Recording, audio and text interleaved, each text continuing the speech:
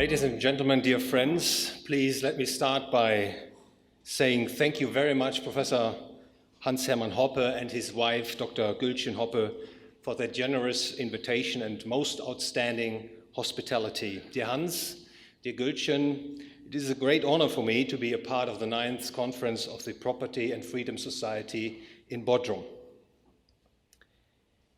The other day I saw a lecture given by the unsurpassed Dr. David Gordon. If I remember correctly, right at the beginning of his talk, which was about philosophy, Dr. Gordon explained what philosophy is. He said, quote, "The word philosophy comes from the Greek word philosophy and means philosophy." I would like to provide upfront an equally enlightening explanation of the title of my talk, which is The New Socialist Destructionism, which means the new Socialist Destructionism. The call for outright socialism seems to have lost its appeal. There are hardly any political programs left which openly argue for establishing full-blown socialism. The collapse of socialism in Eastern Europe at the end of the 1990s seems to have dealt a deadly blow to any notion that socialism could become an alternative to the free market system. People saw firsthand that socialism is much less productive than a system of private enterprise, that it brings less social justice, and that it leads to the extinction of individual liberty. This, however, does not mean that societies wouldn't be moving towards socialism, given that the socialists' promises haven't lost their attraction at all. Friedrich August von Hayek put this concern as follows, quote, "Though socialism has been generally abandoned as a goal to be deliberately striven for, it is by no means certain that we shall not establish it." Now you may ask, what is socialism? Ludwig von Mises, the dean of the Austrian School of Economics, put forward the following definition. "The essence of socialism is this: all the means of production are in the exclusive control of the organized community. This and this alone is socialism. Under socialism, the means of production are publicly owned. The market has been violently abolished, and all economic activity is directed according to a central plan. Socialism thus stands diametrically opposed to capitalism. Capitalism denotes an economic system in which the means of production are privately owned. Under capitalism, there's free trade in free markets. The consumer determines how productive means are employed. Exchange is voluntary and thus mutually beneficial.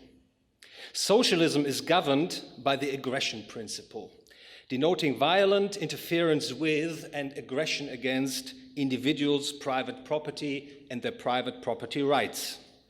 Private property can be understood as an individual's right to his bodily integrity, so we talk about self-ownership here, and the right to all nature-given goods which a person puts to use with the help of his body before anyone else does. Private property is not an arbitrary assumption. In fact, it is an a priori, and with a priori I mean knowledge that cannot be denied, the truth value of knowledge that cannot be denied without running into an intellectual contradiction. Property can be deduced, the category of property can be deduced from the irrefutably true axiom of human action. We cannot deny or reject that private property as a category of human action without explicitly or implicitly assuming its validity and thus causing a performative contradiction. Professor Hans-Hermann Hoppe explained this by taking recourse to the a priori of argumentation. He provides us with the ultimate logical explanation that property rights must be supposed to be valid. No one alive could argue otherwise. Against this backdrop, it becomes evident that something is fundamentally wrong with socialism, especially as it goes against logical reason. Ludwig von Mises, in his economic calculation in the Socialist Commonwealth from 1919, laid bare the impossibility of socialism. He pointed out that socialism is not only inefficient or less innovative in comparison with a society organized along free markets. Mises actually provided a devastating critique of socialism, unmasking it as truly and literally impossible as a form of societal organization. Mises' path-breaking and central insight was that economic calculation is impossible under socialism, that socialism must lead to economic chaos and impoverishment. Socialism comes in many types. In his 1922 book, Socialism, Mises pointed out particular forms of socialism, such as state or conservative socialism, military socialism, Christian socialism, and the planned economy socialism. The Austro-fascist Ottmar Spahn, in his book Der wahre Staat, the translation would be The True State, from 1921, came up with a form of socialism which he called Ständesozialismus. Spahn's idea of Ständesozialismus is that private property is nominally upheld, while private property owners are effectively reduced to the status of mere wards, having to use their property in a way wished by the state. In Spahn's own words, Ständesozialismus is a private property order in a formal sense, but socialism in substance. Mises, of course, was aware of what Ständesozialismus actually amounts to. He noted, quote, "If the state takes the power of disposal from the owner piecemeal by extending its influence over production, if this power to determine what direction production shall take and what kind of production there shall be is increased, then the owner is left at last with nothing except the empty name of ownership, and property has passed into the hands of the state," quote ends. What Spahn called Ständesozialismus, Mises called, much more appropriately, I think, Zwangswirtschaft, or the coerced economy. Zwangswirtschaft, and I'm going to stick to that German term, Mises noted, maintains seemingly the nominally private ownership of the means of production, prices, wages, interest rates, and profits. In fact, however, nothing counts but the government's unrestricted autocracy. Looking at history, there are two prominent examples of Zwangswirtschaft. First, during World War I, the German economy was more or less put under the control of the state. This system was called the Hindenburg Plan, named after the Field General Paul von Hindenburg, who was effectively in charge of the Oberste Heeresleitung as from April 1916. Private property was maintained, but the activities of entrepreneurs were put under full direction of the state, which decided what goods were to be produced and allocated to whom. Second, in Germany in the 1930s, the National Socialists by and large maintained private property, especially private property of entrepreneurs and firms. And similar to the Hindenburg Plan, the National Socialists put the privately held means of production, were put under the authority of the state. The state decided the use of the privately held means of production. Both forms of Zwangswirtschaft, the Hindenburg Plan as well as the National Socialist system, destroyed individual liberty and with it the economy. The political program that brings Zwangswirtschaft is interventionism. What is meant by the term interventionism? Again, let us take recourse to Mises' definition. Quote, "Interventionism seeks to retain private property in the means of production, but authoritative commands, especially prohibitions, are to restrict the actions of private owners. Interventionism does not want to abolish private property, as it is often held. It merely wants to keep society midway between socialism and capitalism. The idea of interventionism would be to retain the advantages of socialism and capitalism and at the same time prevent the disadvantages of both systems. However, interventionism is destructive in nature.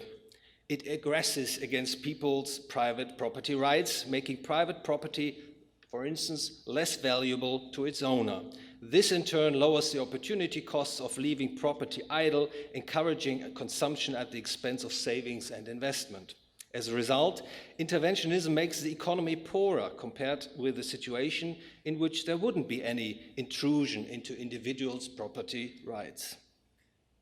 On the other hand, and perhaps most important in this context, interventionism is not a permanent social order, as Mises argued. Interventionism cannot achieve the objectives it wants to achieve. It creates a state of affairs which the advocates of interventionism find less agreeable than the state of affairs interventionism was supposed to alter. Take, for instance, the case in which the state wants to make milk more affordable. For doing so, it sets a maximum price for milk, which is lower than the market clearing price. What happens is that the supply of milk declines because at the maximum price, the less efficient producers of milk are driven out of the market. The maximum price will make the demand for milk exceed supply. People are driven into black markets. Rationing, favoritism, corruption become the norm of everyday life. The interventionist, realizing that the maximum price for milk causes a supply shortage, will wish to solve the problem by controlling other prices, for instance. For instance, to lower milk producers' costs of production, the state decrees a maximum price for heating oil, wages, below their respective market clearing levels. If such interventions are not stopped, all prices will sooner or later be under the control of the state. Interventionism leads to socialism of the type of Zwangswirtschaft. Another example in this context is the European Monetary Union. Maybe it's an example par excellence of the failure of interventionism. The union does not bring more prosperity, it brings less prosperity to the people.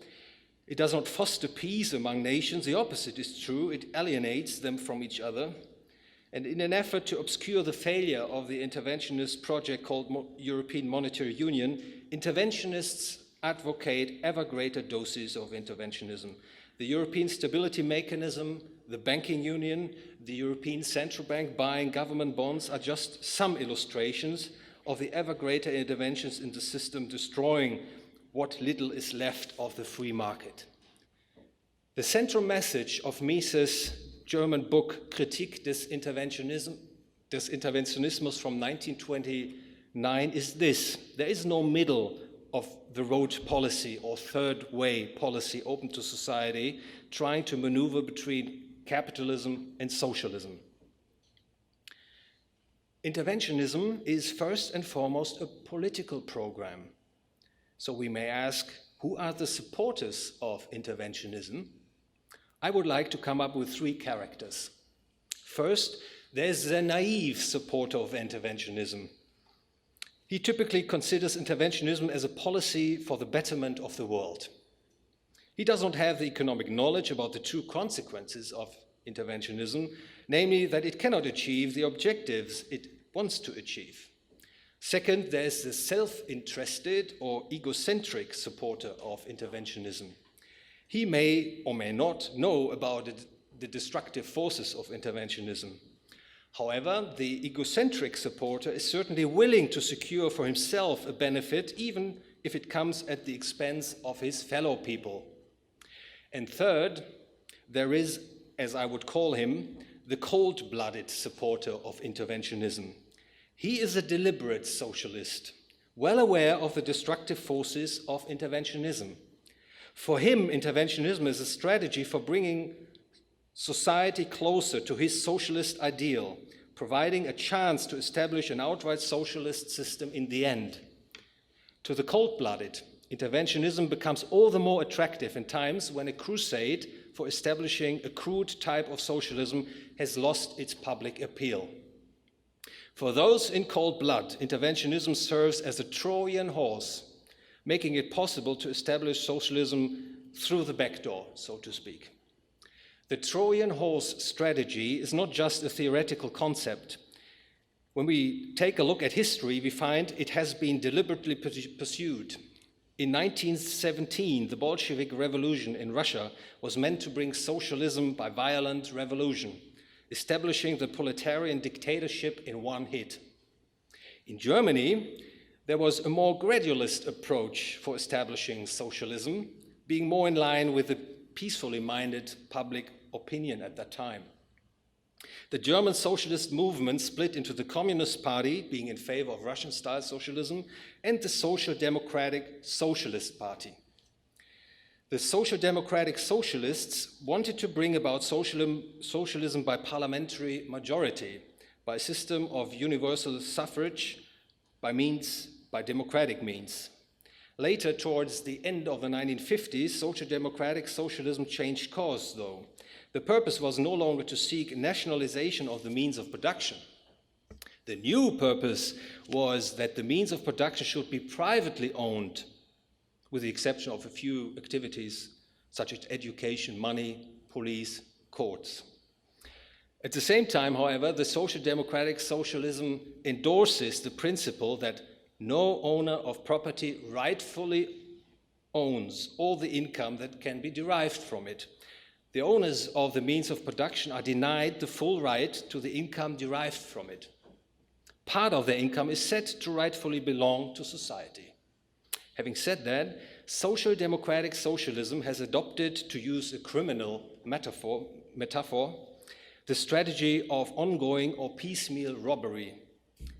After having been forcefully extracted from producers and contractors, the loot will be redistributed according to the ideas of egalitarianism and distributive justice to non-producers and non-contractors. Needless to say that to put this strategy of permanent robbery into practice, something is required, which is typically called the state. To provide a positive definition of the state is the territorial monopolist of ultimate decision-making with the right to tax. That is the right to expropriate. To most people, the state is a necessary institution for providing law and order. Upon closer examination, however, this view stands in sharp contradiction to elementary economic and moral principles. Let us take a brief look at the economics of majority rule, which is held in great favor by the adherents of social democratic socialism. Under majority rule, voters will put people in power who are expected to benefit the most, even if these benefits come at the expense of others. Every voter has the incentive to act in this way. He would have to bear the losses of whatever opportunity for violating others' private property he passes up. Any temporary caretaker of government power depends on the support of the masses. The latter can be secured most conveniently by offering generous handouts to the voters. To secure their reign, the ruling class lets the masses, that is the class of the ruled, participate in the loot the state secures from aggressing against individual private property. Divide et impera becomes the motto of state action. The state's aggression will increase over time, and logically so. For instance, pressure groups will try to influence law and order as monopolized by the state. Firms will try to secure subsidies and tax advantages for themselves. A growing number of people will want to work for the state at favorable working conditions. The state will make increasingly use of its coercive power, and all aspects of economic and social life will sooner or later be dominated in one way or the other by the state. The state cannot be tamed, it cannot be restrained. Once the state is accepted as a just institution, any attempt to keep the state within limits becomes futile. Even a constitution cannot do the trick of preventing the state from expanding. Even a minimum state will sooner or later become a maximum state, as Hans-Hermann Hoppe puts it. The state will sooner or later destroy individual liberty altogether. One of the perhaps most powerful tools of interventionism to do its destructive work is the manipulation of money, credit, and interest rates. It comes therefore not as a surprise that the state will seize full control over money production. The state replaces commodity money with unbacked paper or fiat money. This money is preferably produced through bank credit expansion or circulation credit, as Mises put it. The use of fiat money plays a vital role for letting a minimum state become a maximum state, and this is why the issuance of fiat money leads to boom and bust. The resulting financial and economic crises cause hardship for many people. People become disenchanted with the system of the free market, as the cause of the crisis is typically attributed to the free market system rather than to the state's interventionism in monetary affairs. In times of crisis, people call for help. They seek help from the state. The state responds by intervening even more strongly into the economic system. For instance, the state-sponsored central bank cuts interest rates to even lower level. This, in turn, allows the state to provide generous handouts financed through cheap credit. The unemployed receive unemployment benefit. Businesses receive new orders. Both of them will become supporters of the state. The state will increasingly determine the allocation of scarce resources. Employment and corporate profits will increasingly depend on the state's decision. Issuing fiat money is a recipe for causing economic crises, as the Austrian School of Economics has convincingly shown. As soon as the crisis hits, the state has the opportunity to expand. In that sense, economic crises induced by the state's fiat money are the breeding ground for state aggrandizement. The naive supporters of interventionism believe that the crisis is a direct result of the free market and the state interventionism, and that the state's interventionism helps to overcome the problems.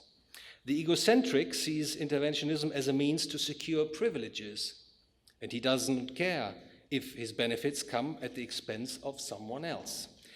And the cold-blooded is strongly advocating interventionism, knowing that interventionism fails. He knows that interventionism gradually over time replaces the free market system with Zwangswirtschaft, which is his desired form of modern socialism.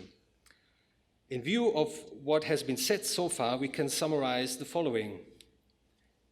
In an economic sense, interventionism is an ill-conceived, non-workable economic program. In a political sense, it is a strategy of sabotage.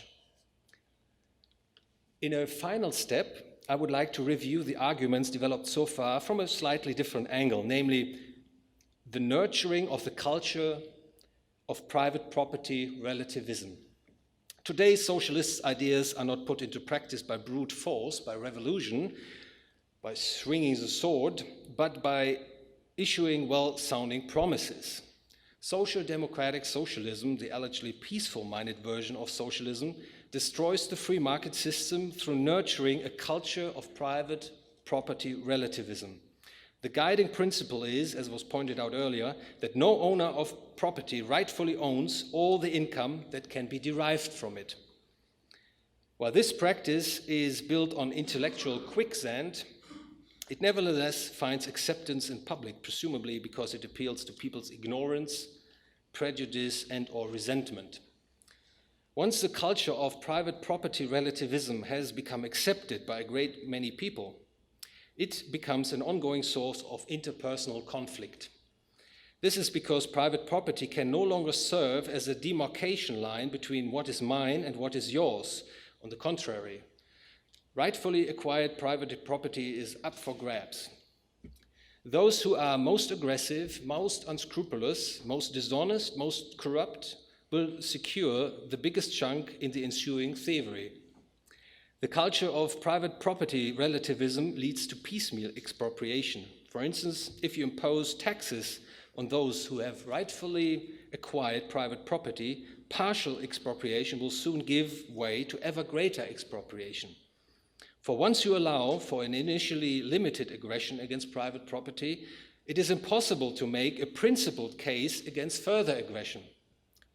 The culture of private property relativism threatens peace nationally and internationally. Mises spotted this important consequence early on. He noted, quote, "Under socialism, there must arise, even between members of one and the same state, points of differences which make the division of the surface of the earth, which is a matter of indifference to liberalism, a problem of cardinal importance." Quote ends. What is more, the culture of private property relativism helps undermining the right of discrimination, something inseparable from private property rights. Anti-discrimination, if embraced as a moral principle, makes it increasingly possible to restrict the right to do with your property whatever you would like to do with it, provided you don't violate the physical integrity of other people's private property. Anti-discrimination reduces the opportunities of putting property to use. Property becomes less valuable to the owner. The cost of letting property go unused decline. The results are a decline in investment, in production, in wealth creation, when compared with the situation in which there is no undermining of the right of discrimination.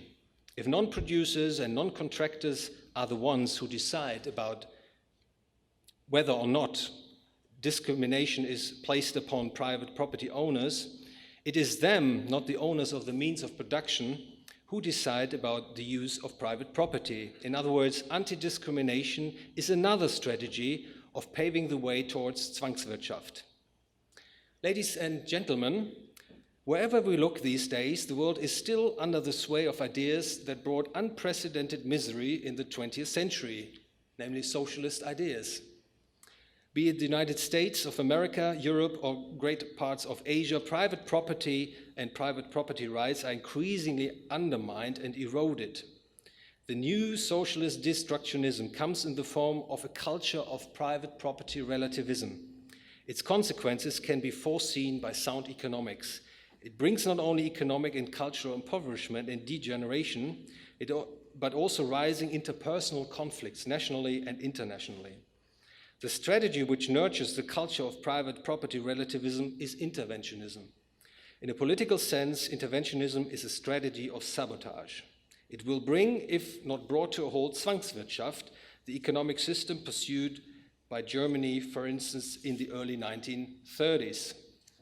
While the trend of Zwangswirtschaft is no doubt in place in many societies the world over, the outcome of a fully fledged Zwangswirtschaft is by no means inevitable. There is no iron law of history that Zwangswirtschaft or socialism will be inevitable. What matters in this context are ideas, because ideas are at the heart of human action.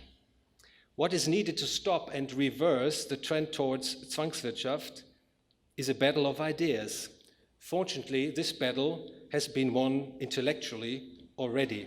It was Ludwig von Mises who exploded once and for all the idea of socialism and all its variants as truly impossible blueprints for societal cooperation. In the fight against the new socialist destructionism, it is essential to bring forward, to make heard again, the arguments developed by Ludwig von Mises. Interventionism must be discredited. This can be done through educating its naive supporters to lay bare the egocentric's moral deficit, and perhaps most important, to unmask the cold-blooded as being effectively criminal. In this intellectual fight, the freedom and property society is of eminent importance. It is here where the intellectual weapons get sharpened properly for an effective intellectual fight for freedom and prosperity. As you see, there is hope as long as humans act, and one cannot think and argue that humans cannot act. Thank you very much for your attention.